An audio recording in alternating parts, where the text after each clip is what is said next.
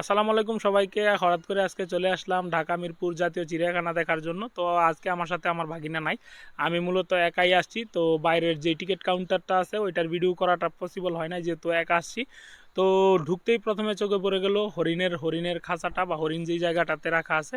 তো হরিণগুলোকে দেখলাম যে খাবার দেওয়া হয়েছে এবং হরিণগুলো খুব সুন্দর করে খাবারগুলো খাচ্ছে। একটু সামনে গেলাম, সামনে গিয়ে দেখি যে এখানে বিভিন্ন প্রজাতির বক রাখা আছে এবং যেই প্রাণীটা আপাতত ডানা নাড়াচ্ছে এটা আমার মনে হলো যে চারটা রাজহাঁসের সমান। এটার যেই সাইজটা, তো বিশাল সাইজ এবং নিচে অনেক ছোট ছোট বগও আছে, যেহেতু এখানে বিভিন্ন প্রজাতির বগ রাখা আছে। তো এই প্রাণীগুলো আপাতত মনে হয় বড় হবে। তো যাই হোক, বড় প্রাণীগুলো বিশাল এবং এই জায়গাটাতে আসলে অবশ্যই মাস্ক ব্যবহার করার চেষ্টা করবেন।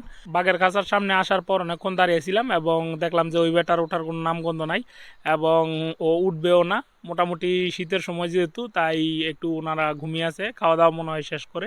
বাঘ যেই শোয়া দিছে, মানে ওঠার কোনো নামগন্ধ নাই। তো অন্য অন্য খাঁচার দিকে যাই, দেখি কি অবস্থা। বাঘ তো উঠলো না। বাঘ দেখার পর আরেকটু হাঁটা দিলাম, হাঁটা দিয়ে দেখি যে কচ্ছপ।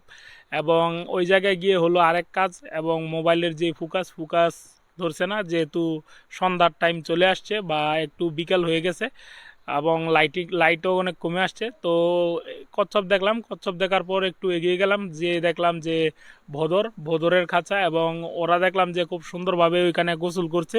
ভোদরগুলো দেখার পর ওই জায়গা থেকে চলে গেলাম এবং একটু সামনে এগিয়ে গিয়ে দেখি যে কুমিরের খাঁচা, এবং কুমির মশাইও মোটামুটি পানির মধ্যেই শুয়েছিল। তো হ্যাঁ, একটা হাঁচি দিয়েছে, তো সবাই ভয় পেয়ে গিয়েছে।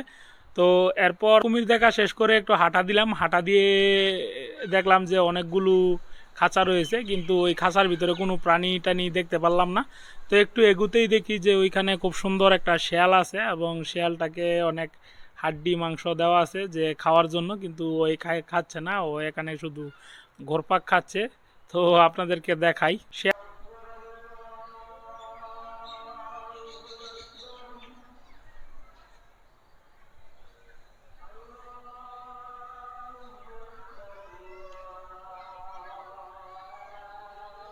খেয়াল দেখা শেষ করে একটু সামনে এগুতেই দেখলাম যে ওট পাখির খাঁচাটা। তো ওট পাখির আসলে খাঁচা না, এটা অনেক বড় একটা জায়গা, যেহেতু এই পাখিটা উঠতে পারে না, তাই উপর দিয়ে খালি শুধু বেড়া বা ফেন্স সিস্টেম করে দিয়ে রাখছে। তো ওট পাখিগুলো দেখে খুবই ভালো লাগলো। তো এরপর একটু সামনে আগালাম, আগে দেখি যে হাতির যেই জায়গাটা বা হাতি যেই জায়গাটাতে রাখা আছে। তো এই জিনিসটা দেখে খুবই খারাপ লাগলো, কারণ হয়তোবা কোনো একটা রিজন আছে যে হাতিগুলোকে প্রত্যেকটাকেই শিকলবন্দি করা আছে বা শিকল দিয়ে পায়ে বেঁধে রাখা আছে।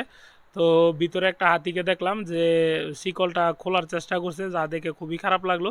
এবং হাতির যে জায়গাটা, এটা খুবই বিশাল একটা জায়গা। হাতি দেখা শেষ করে একটু সামনে এগুলাম, তো এগিয়ে গিয়ে দেখলাম যে ওইখানে রাখা আছে একটা গন্ডার, এবং একটা গন্ডারই ওই জায়গায় রাখা, সাইজটাও বিশাল। এবং সত্য বলতে আমার জীবনে আমি কখনোই গন্ডার দেখি নাই। তো ওই জায়গায় গিয়ে দেখলাম এবং গন্ডারটা দেখলাম যে খাবার খাচ্ছে, এবং গন্ডারের যেই জায়গাটা, এটাও বিশাল একটা জায়গা। গন্ডার দেখা শেষ শেষ করে একটু সামনে হাঁটা দিলাম, হাঁটা দিয়ে দেখি যে শকুনের খাঁচা। তো সত্য বলতে একটা সময় ছিল যখন আমাদের এলাকাতেও শকুন ছিল, আমার মা বাবার ওনাদের মুখে শুনতাম যে তখন কি নাকি শকুন ছিল, এবং কালের বিবর্তনে শকুন এখন দেখাই যায় না, মূলত বিলুপ্ত প্রজাতির প্রাণী হয়ে গেছে আমাদের দেশে।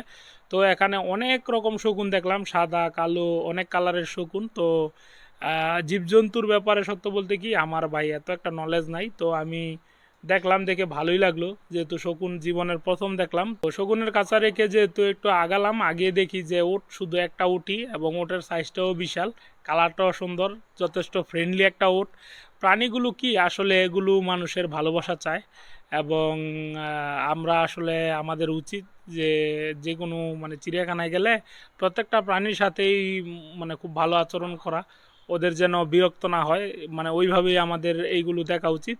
তো ওটটাকে দেখলাম খুবই ফ্রেন্ডলি। তো যাই হোক, ওটের খাঁচার দেখার পর একটু সামনে এগোতেই দেখি যে হায়না। তো হায়নার খাঁচার কাছাকাছি গিয়ে যা দেখলাম কি, হায়না একদম লুকিয়ে আছে, যেহেতু শীতের টাইম, তাই জীব জানোয়ার বেশিরভাগই শুয়ে আছে। তো কিছুক্ষণ আগে একটা মানে এটাকে জংলি বিড়ালি নাকি বলে, বা বাঘেরই একটা প্রজাতি, তো ওইটাও শুয়ে ছিল। অনেক ডাকাডাকির পরও উঠলো না। তো যাই হোক, এবং এখানে অনেক প্রাণী আছে যেগুলো নাকি শীতের কারণে মানে বাইরে বের হচ্ছে না। প্রাণীগুলো দেখার পর একটু সামনে এগোলাম, এগিয়ে গিয়ে দেখি যে প্রাণীদের একটা মিউজিয়াম করে রাখছে। তো ওইটার আবার প্রবেশ মূল্য 10 টাকা। তো 10 টাকা হিসাবে খারাপ না, দিয়ে ঢুকলাম। ঢুকে দেখি যে বিভিন্ন ধরনের জীব জানোয়ারের খাল দিয়ে শুধু বাইরের যে চামড়াটা আছে লোম সহ ওইটার ভিতরে সম্ভবত কিছু একটা মানে দিয়া রাখছে বা সুন্দরভাবে রেখে দিছে। একদম অবিকল একটা প্রাণী যেরকম এরকমই দেখা যাচ্ছে, যেহেতু খালটা অরিজিনাল। তো যাই হোক, এখানে বিভিন্ন ধরনের প্রাণীর এই অবয়ব রাখা আছে। একদম মানে এমন এমন প্রাণী এখানে রাখা যা বাস্তবে কখনোই আমি দেখি নাই। এখানে বিশাল একটা সাপ রাখা, এবং এখানে ঢুকতেই তিমি মাছের একটা কঙ্কাল আছে। বা এই তিমি মাছই কখনো চোখে দেখি নাই, আবার তিমি মাছের কঙ্কাল। তো যাই হোক, এখানে অনেক ধরনের প্রাণীর দেহাবশেষ রাখা আছে, এবং গন্ডারের চামড়া থেকে শুরু করে বিভিন্ন প্রজাতির সাপ। মানে এক কথায় যদি আপনার সন্তানকে বা আপনারা যদি কোনো কিছু দেখতে চান, তাহলে খুব চমৎকার একটা জায়গা। 10 টাকা হিসাবে টিকিট মূল্য খুব একটা খারাপ না। তো যাই হোক, এখানে ঘুরে ঘুরে দেখলাম এবং বিভিন্ন প্রজাতির প্রাণী দেখলাম, ডলফিন দেখলাম, এবং বিশাল বড় একটা কচ্ছপের দেহাবশেষ বা মমির মতো করে রাখা আছে এই জায়গাটাতে। তো এই জায়গাটাতে ঘোরার পর এই জায়গাটা থেকে বেরিয়ে গেলাম, কারণ এই জায়গায় সময় নষ্ট করলে হবে না, যেহেতু সন্ধ্যা হয়ে আসছে। এই জায়গাটা থেকে বেরিয়ে গেলাম এবং সামনে একটু হাঁটতে হাঁটতেই দেখলাম যে এই জায়গাতে বিভিন্ন প্রজাতির প্রাণী রাখা, এবং বিশাল বড় একটা এরিয়া এটা। তো এই এরিয়াটা থেকে এক সিরিয়ালে মানে এক রকমভাবে এক প্রাণীগুলো রাখা, বা এক সিরিয়ালে এই খাঁচাগুলো রাখা। তো এখানে ঘুরতে ঘুরতে দেখলাম যে এক প্রজাতির মানে গরুর মতোই, কিন্তু এটা নাকি হরিণ। এটা বিশাল বড় একটা হরিণ। তো আমার জীবনে ভাই এই প্রাণী আমি সামনাসামনি দেখি নাই। এটা মানে গরুর মতো বড়, বা গরুর চাইতেও বড় বলা যায়। মানে ইউনিক একটা প্রাণী। তো যাই হোক, এর ব্যাপারে আমার নলেজ নাই। তো একটু সামনে এগুতেই দেখলাম যে বিভিন্ন প্রজাতির ঘোড়া, আর অ্যারাবিয়ান ঘোড়া, দেশি ঘোড়া, এবং মানে ঘোড়ার বিভিন্ন ভ্যারাইটিস। তার পাশাপাশি এখানে একটা টাট্টু ঘোড়াও দেখলাম। খাঁচার যে সিরিয়ালটা আছে এই সিরিয়াল ধরে হাঁটতে থাকলাম। তো হাঁটতে হাঁটতে দেখলাম যে গাধা রাখা আছে, এবং একটু সামনে গেলাম। সামনে গিয়ে দেখি যে লামা নামের একটা প্রাণী আছে, ওইটা রাখা। ওইটা হচ্ছে পাহাড়ি অঞ্চলের প্রাণী। সামনে গিয়ে গয়াল, তার পাশাপাশি বনো মোষ, অনেক ধরনের প্রাণী আছে। ভালো লাগছে জিরাফের জায়গাটাকে দেখে। এটা জিরাফ যেহেতু বিশাল সাইজের, সত্য বলতে আমার জীবনে আমি কখনো জিরাফ দেখি নাই। চিড়িয়াখানায় এই প্রথমবার আমি গেছি। তো জিরাফ প্রাণীটা খুবই বড় এবং খুবই উঁচা, এবং দেখলাম যে খুবই মানে ফ্রেন্ডলি এবং খুব জোরে দৌড়াতে পারে। তো যাই হোক, এই প্রাণীগুলোকে দেখলাম যে খুবই মানে সুন্দরভাবে এই জায়গাটাতে রাখা হয়েছে। তো অনেক মানুষ আসছে এই জায়গাটাতে দেখার জন্য। বলতে গেলে যে সমস্ত চিড়িয়াখানায় ঘুরলাম, ঘুরেও এত মানুষ পেলাম না এই জায়গাটাতে, মানে যত মানুষ। তো অনেক মানুষ এখানে জমায়েত হয়েছে এই জিরাফগুলো দেখার জন্য। জিরাফগুলো দেখে খুবই ভালো লাগছে। তো জিরাফগুলো দেখার পর এই জায়গাটা থেকে একটু সামনে এগোলাম, এগিয়ে দেখি যে অনেক বড় বড় বট গাছ, এবং এই জায়গাটাতে যেতে হলে অনেক টাইমের দরকার। তো প্রাণীও দেখা দরকার। তো একটু আগালাম, আগিয়ে দেখি যে বিভিন্ন প্রজাতির ময়ূর এখানে রাখা। তো সাদা কালারের ময়ূর এবং নীল কালারের ময়ূর, অনেক কালারের ময়ূর। আসলে ময়ূরগুলো দেখেও খুবই ভালো লাগলো। তো ময়ূরের খাঁচাটাকে রেখে একটু আগালাম, আগিয়ে দেখি যে ওইখানে বিভিন্ন ধরনের চিল রাখা আছে, চিলের খাঁচা। তো চিলের খাঁচা দেখলাম যে বিভিন্ন প্রজাতির চিল, এবং ওইখানে একটা কাকও দেখলাম যে ওইটা নাকি সাদা কাক। তো সাদা কাক কখনোই দেখার সৌভাগ্য হয় নাই। তো চিড়িয়াখানায় গিয়ে দেখলাম। এরপর একটু সামনে আগালাম, আগিয়ে দেখি যে জলহস্তির একটা স্থান, জলহস্তি আছে। তো জলহস্তিটাকে দেখলাম যে একদম কাদার ভিতরে ডেবে রয়েছে। তো ওইটাকে দেখার খুব একটা সুযোগ নাই, এবং দেখার সৌভাগ্য হয় নাই খুব একটা ভালোভাবে।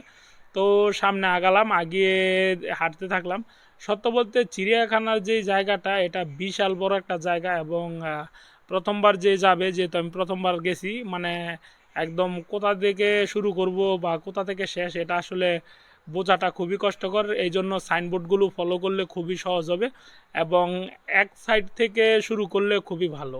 তাই আপনারা ওই জিনিসটা ফলো করার চেষ্টা করবেন। তো একটু সামনে আগালাম, আগিয়ে দেখি যে ওই জায়গাতে নাকি ঘুঘু আছে, বিভিন্ন কালারের ঘুঘু পাখি। তো ওই জায়গায় যাওয়ার সুযোগ হয় নাই, যেহেতু মাইকে অ্যানাউন্স করা শুরু করে দিয়েছে যে এখন নাকি চিড়িয়াখানা বন্ধের টাইম চলে আসছে। তো অনেক খাঁচার কাছাকাছি যাইতে পারি নাই।